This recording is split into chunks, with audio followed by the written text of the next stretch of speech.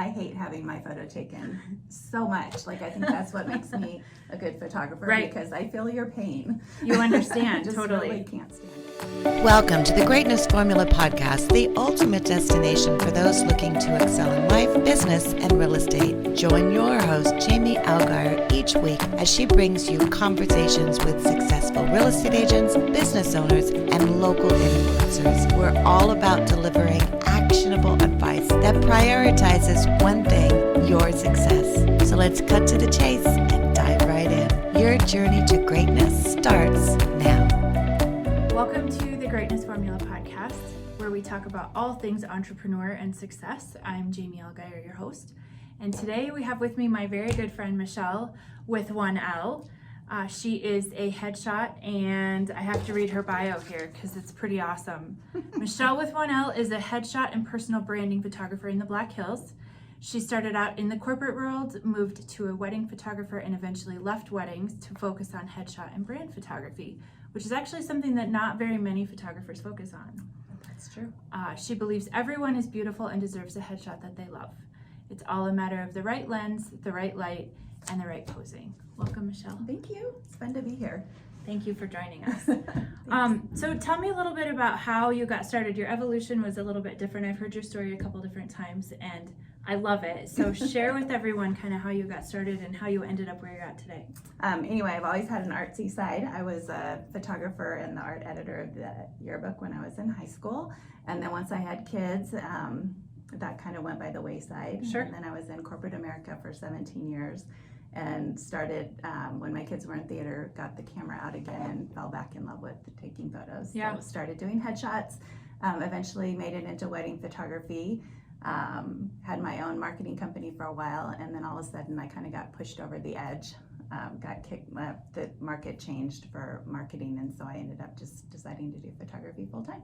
Yep. So it was the best decision that I ever made. I thought that headshots would be something I did until I was a full-time wedding photographer. Okay. We'll talk more about when I rebranded, but yeah. It ends up being what I do best, what I love best. I love making people feel beautiful in front of the camera. Got to take your headshot. Yep. If you see my headshot, which you will, if you look at the podcast page, you'll see my headshot. Michele did a fantastic job. She makes it fun, and I'm one of those people that absolutely hates pictures, and she made it fun and very comfortable. And I think that is what makes it's the start of a great photo. Well, and I think I hate having my photo taken so much. Like, I think that's what makes me a good photographer, right? Because I feel your pain. You understand. Just totally. Really can't stand it. So, and it's funny because I just had a job last week where I had maybe 15 different people come in, and every single person down to the last one said, I really hate having my photo taken. I'm not very good at it. Sure. And sure enough, they all got photos that they loved. So that's awesome. Yeah.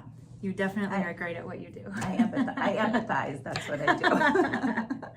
So I know you kind of alluded to your rebranding. What inspired you to make the dive into just headshot photography? So that's what I was starting to say earlier and got all confused.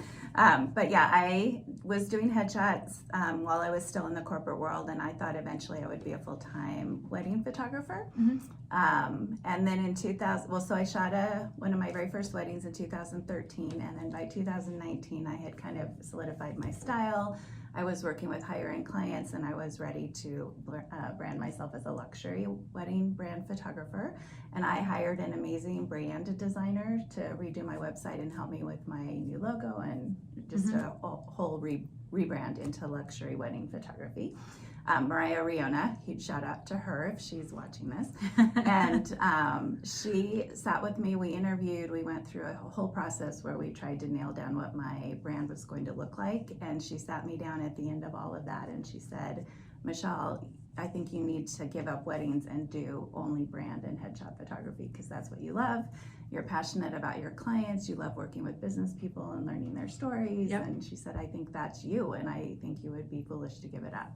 And so I went home and I cried for one day. I love weddings and I had no intention of giving that up. But after she shared that with me, I realized that was the case, that all of these headshots that I've been doing for 10 years and having women come in and saying, oh my gosh, Michele, I've never had a photo of myself Yeah. that I like, Yep. and Yep. you gave me one, and literally people crying, like that's how special that was. Yeah. You know what I mean? Like I feel like there's a, what's the word?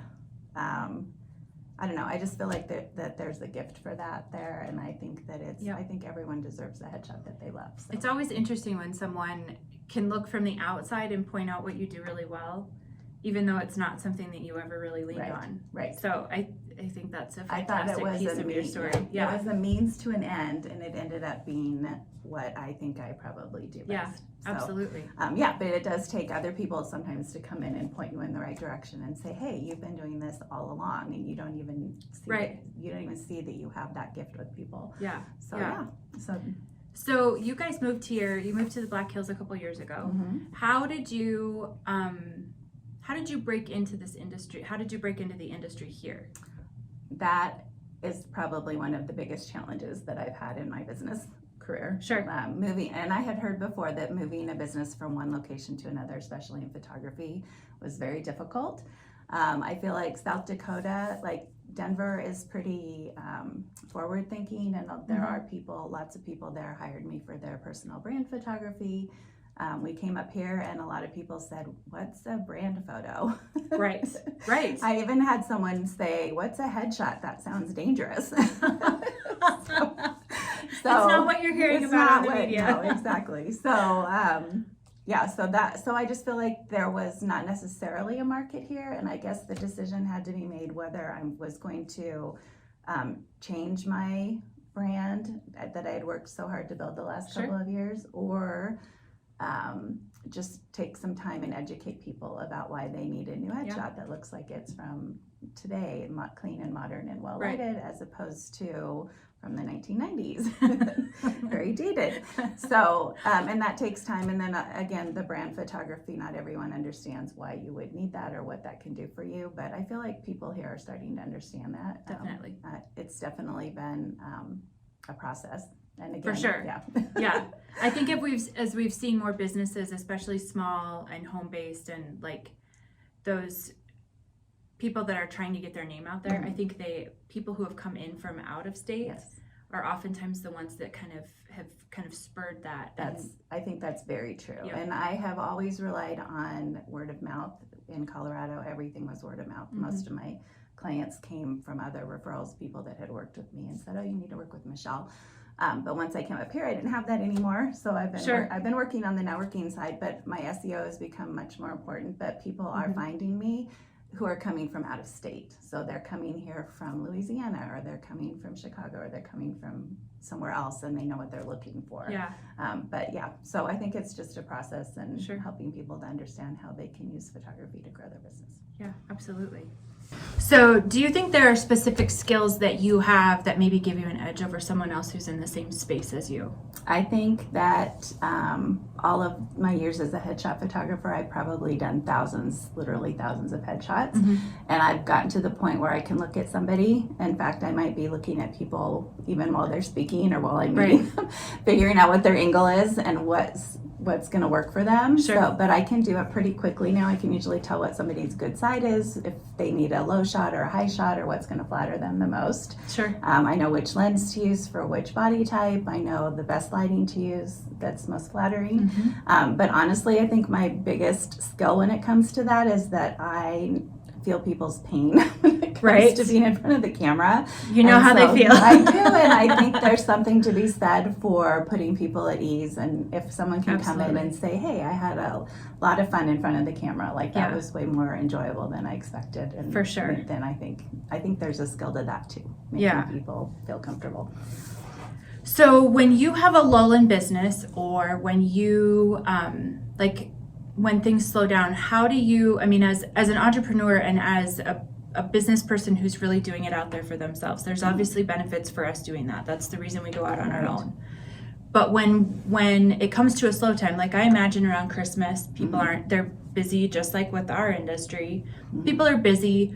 What do you do? What tools do you have, or what do you kind of put into place to make sure that you're still showing up and doing your job and investing in yourself every day? Well, I'm a workshopaholic, so if I do have extra time, I love to be taking workshops. to be honest, those get expensive, and so I've had to I've had to cut myself off and go cold turkey on that. But there's just so much you can do online. There's so much education, and there's ways that you can use that time. And then I also think, as most entrepreneurs do, you're always thinking, what is the next thing that you can do? Absolutely. That's gonna work when you're not working, right? Right. Whether it's your next advertising or marketing, if you're gonna have another side gig that you're going to be doing, something that's online. There's a lot of coaching and mentoring going on, especially in my industry.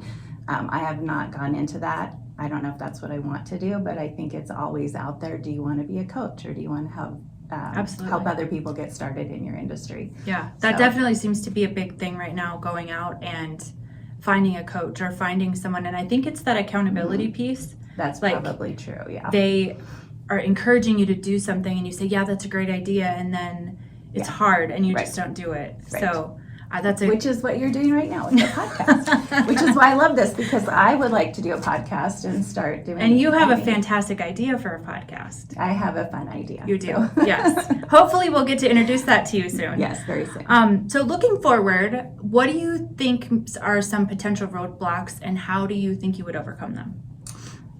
That is a really good question. I think probably I think the whole photography world is, especially what I do, well, anybody, you can get in front of a camera and do your own videos, you can get in front of a camera and take your own photos.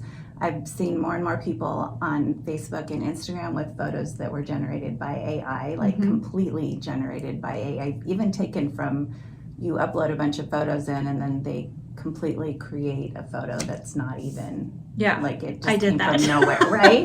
Well, I tried it. But it worked. I can tell, I can usually you totally tell can, yeah. And so if we're going that direction, I kind of feel like it'll be sad to be online and that's all you see is AI generated photos. So I hope people don't give up the whole human touch. I think there's something to be said. And even I need to do some of my own branding, and I've been trying to figure out, how do I take my own photos that I can use for my own branding? Sure. I should be able to do that as a photographer, but there's something about the interaction with another human on the other side of the camera that brings out your personality and makes it more relatable or friendly or something. I don't know. Because you're not going to tell yourself to say Chardonnay, right? That's right. Say Chardonnay. AI might be doing that before you know. So I think AI is going to put a whole damper on the whole personal side of things. But I have not. I think you were asking me how I would approach that and what I'm going to do about it. I don't know that I can at this point, but it's definitely something that's challenging that we're going to have to deal with. But so is every industry. Every industry faces challenges, absolutely. But even real estate and mortgage lending, that's going to be. I was just reading an article out in your front while I was waiting for you. There's a whole article about AI in your industry too. Oh yeah, it's crazy. It is crazy. And AI's been around forever. I was talking to a financial planner that said, if you think the AI hasn't been used to help figure out what to put your investments in, and you take quizzes, that's all AI that helps decide that. It's just true. This is really the first time that any person has had the access to do it themselves. Right. So it's really interesting. I've messed around with it a little bit. It's kind of fun. And my daughter, being an artist, her art is right behind us. I think I was talking to her about it, and she's 17, thinking about going into art school. And I said, how do you think that AI is going to affect the art world? And she said, I think for general, basically our conversation ended up being for general, really simple artwork, it'll probably lean toward that. Graphic designers and photographers are going to have to really figure out how to remarket themselves. Right. But for the actual art, I think there's going to be a big push for real art again, instead of going to Target or Walmart or some of the home stores and finding art. There's going to be a big push for real art coming back in, and I think that's fantastic. And I think it'll be photography too. I hope so. Because it's all kind of the same, that same world.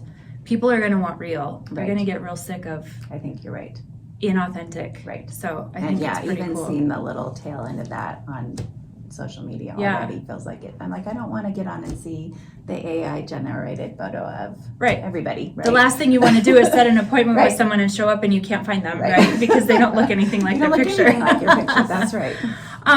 So I know you're a big reader. Mm-hmm. Do you have a favorite either business book or author or? So I I probably never finished a business book, if you can believe that. Oh, I can start believe them that. all the time. I love to read. I'm a huge reader. But I get business books started and I get partway through them and Yep. I just feel like it's just, I just want the bullet points of the main, Right. tell me 3 things I can implement right now. I think Yep. someone needs to start a book club of bullet points. Maybe we should do that. That would be really fun. We should actually. That would be. But I do know a girl who does that, but I am not. She's in another state. But I think that's not a bad idea. Yeah, totally. Right, we should do it. Yeah. Maybe that's your next. Maybe. But I get up every morning and I read the King James Bible, and that keeps me grounded and puts things in perspective. Right. Sure. So you don't get so caught up in the money-making business side of things. Like some days you have to just be the best grandma and mom Yeah, and friend absolutely. that you can be. For sure. Yeah. So Yeah. that's what keeps me grounded. That's awesome. Yeah. That's really awesome. How about podcasts? Are there any podcasts? I mean, since we're doing a podcast and Yes. you want to start a podcast, are there any podcasts that you listen to that you This love? is the first podcast that I am aware of that you have to be on video. And if I had known about that before this morning, I might not have shown up. You would have shown up. I would have talked you into it. Yeah, so my favorite podcast I've been listening for years and years is it's Guy Raz or Guy Raz. It's Raz, R-O-Z, I think is how you say it. And it's How I Built This, and he interviews, he's probably the first person ever who interviewed, well, he might be like the precursor to this. I don't know if you've ever heard him, right? No, But I haven't. He interviews people who started all of the famous businesses that you know of. So like the gal who started Canva, the guys who started Instagram, Burton Snowboards, Crate and Barrel. Awesome. The wine, Okay. what's it called? Oh, the McBride Sisters wine, Okay. which I have not tried, but their story is We're going to. incredible. Yeah, we should try it. Uncle Nearest Whiskey is a fantastic story. Five Guys Burgers is a great story. Like they're just, and he just interviews them for an hour, and it just inspires you to want to start a business. Yeah, that's really awesome. I'll have to check that out. Yeah, it's my favorite, and I've been listening to it for years and years. I'm not as crazy about the newer interviews, but the old ones are just classic. So that's really cool. We'll have to check that one out. How about how do you leverage mentorship or coaching, or is that something you've delved into yet, or that you've thought about doing? I know that's a big kind of buzzword right now, is go out and be a coach or find a coach if you're struggling. What do you think about that? So that's really interesting. I feel like everybody's a coach lately, right? For sure. Yeah. Which is fantastic because a lot of my clients are coaches or people that are going out, starting businesses, trying to help other businesses start up, or going out on the road and teaching people how to how to travel and work at the same time, or everyone's the coach, and I don't think that's a bad thing. Like I love those are my clients, right? I love them. Right. So whether I would be a coach, I don't know, but I have gained from workshops, like from the very beginning, I'm a pretty much self-taught photographer.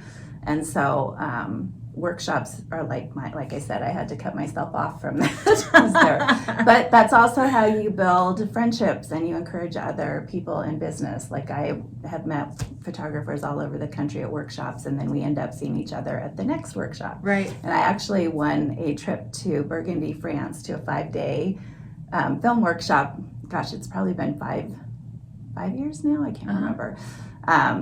And it was amazing. And I showed up there and I actually knew photographers that I had met at other workshops. Oh, how awesome. So, so I think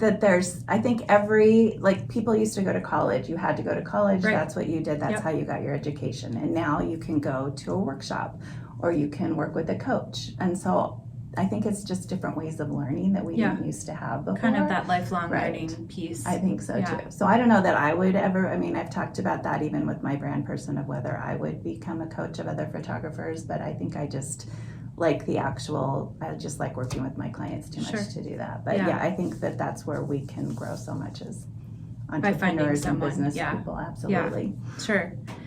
Okay. So if you had to go back, looking back on your journey through corporate America and wedding photographer, if you had to go back and tell your 18 or 21-year-old self something about your journey, not changing it, what do you think that advice would be? I think I would tell myself to follow your passions. Absolutely. Because I was a photographer in high school. In college, I was in the dark room sometimes and I let all of that go. And then it's interesting how things that you love come back later in life. But I would say that, I don't know if I listened to my own practical side or critic, or I listened to other people saying you can never make money doing art, or I don't even know. But I would say if you're passionate about something, there's no reason to give that up. I think just stick with it and keep doing it, or it's still going to come back and find you in the best way. What you were made to do, that's right? Exactly. Right. It's like this tapestry of your life that all of a sudden comes full circle, right? Yeah. Like those little strands are being woven and they're still there. For sure. And they're definitely going to come back. You can't get rid of it. So I love that so much. But I wish I had not been so afraid. I truly never in a million years thought I would start my own business, and it wasn't until I kind of got pushed over the edge by things changing in the corporate world that I was like, okay, I guess I'm doing this. I'm going to do it. I am. Yeah, I'm just gonna say do yes, it. right? So if you had a piece of advice for someone who was thinking about starting their own business, or maybe struggling in their job, what they're doing now, what do you think that would be? What would you tell someone who needed that push? What advice do you have for them? I would say just do it. Just say yes. I think just do it, right? You can always go back to the corporate world. You might as well give it a shot if you have the ability to do it. Sure. Right? Yeah. That's kind of my motto. Just say yes. Just say yes. Right? That's right. There's no reason to say no. Right. Right. And if it's hard, if it's difficult, find someone to help you. I would tell my own starting out in business self, the first thing you should is hire a bookkeeper from day one, because that's been a horrible challenge. I totally agree with that. Hired one 2 years ago. Well, you're in finance, so you understand all of that. Well, I might understand it, but I don't want to do it. That's right. So yeah, I would say do that, and then outsource things that you don't like if something seems too hard, and don't be afraid to ask for help, because there's so many people out there who have done it before you. So. Well, and I think even if you find that team of people that, like, they're kind of your tribe as you grow into being a business person or an entrepreneur, oftentimes they're looking for something that you might be great at. True. And trading those things and saying, hey, will you do this if I do this? And especially when you're first starting out and it's hard and it's expensive, and I mean, finding those people is gold. And I do think there's something to be, like, I'm more of a solopreneur, I would say, whereas there are people who are entrepreneurs and they're trying to grow a large business and hiring the right people to work under them and creating teams. I'm still after 10 years still a solopreneur. So there's nothing wrong with that. No, there's nothing wrong with that. But I just think fantastic. that's a different kind. I think there's when you're trying to grow a business and get bigger that way. Yeah. And you do want to outsource, and you do want to bring those people into your team, and I think you do that sooner than later, and can benefit for sure. you. Yeah. Don't be afraid to ask for help. That's great advice. Don't be afraid to ask for help. I think that's kind of wraps it up. Is there anything else you want to share about your journey or what you do, why it's important to have a great photographer on your team? I think so. One of the things that I do, actually, I think this is really important. Businesses need to have a cohesive. They need to show up online and be cohesive and consistent on their website and on their social media. And so if you have 80 different headshots that people have just brought in as they've come to your company, I think that just looks like you're not professional. You're not willing to invest. You're not willing to stay up with the times and be relevant, and it just shows a lack of attention to detail. So I think it's super important for companies, not just individuals, which I think if you're an entrepreneur, you get it and you understand that you're marketing yourself. Yeah. But a lot of larger companies need to see how the times have changed, and that it's worth having a budget for your marketing and for your headshots and for looking professional and up to date, so that people, I mean, that's your first chance to make an impression. Your photo shows up before you do. For sure. One of the things that we I just actually took kind of a workshop thing, and that was one of the things they talked about was people, they might be referred to you, but they're going to go look you up, especially younger generations. I'm not going to say how old we are, but younger generations go on social media and they go on websites and they do a lot of research. And if your company doesn't have that cohesive look, they're probably going to pass you over. Right. It's a Yeah, little. you only have a few seconds to make that Yeah, first impression. absolutely. So, Absolutely. Thank you so much You're for so joining welcome. me Thanks today. for doing this. It's super fun. Thanks for having me. Thanks so much for joining us on the Greatness Podcast. And just remember, always do the hard thing first. Have a great day. And that's a wrap on another episode of the Greatness Formula Podcast. A big thank you to all our guests and, of course, to you, our listeners, for tuning in. Remember, you can always find more episodes and resources at www.greatnessformulapodcast.com. If you found value in today's show, please consider subscribing, rating, and sharing with someone who could benefit from these insights. Your support helps us bring you more content aimed at making you unstoppable on your path to greatness. Keep striving, keep thriving, and remember, the formula for greatness starts with you.